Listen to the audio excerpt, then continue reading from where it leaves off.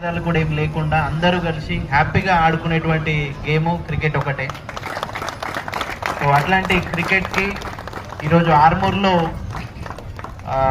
ఒక నిజంగా నాకు ఈరోజు మ్యాచ్ చూస్తూ ఉంటే ఒక నేషనల్ లెవెల్లో ఆడుతున్నట్టు అనిపించింది. ఒక మ్యాచ్ చాలా టర్న్స్ అవుతూ ఉన్నాయి.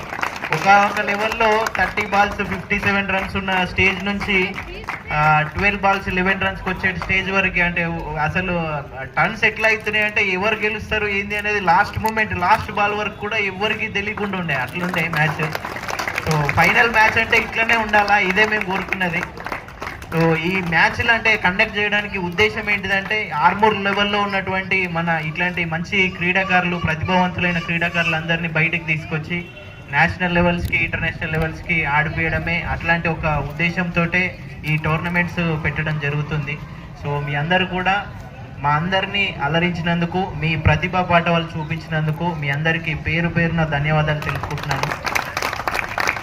అలాగే ఈ మ్యాచ్ స్పాన్సర్గా సో ఆర్మూర్లో గత 7 సంవత్సరాల నుంచి లైఫ్ హాస్పిటల్ని మామిడిపల్లి చౌరస్తాలో నిర్వహిస్తూ ఉన్నాను. So emergency critical care services ఉన్నాయి మా హాస్పిటల్లో.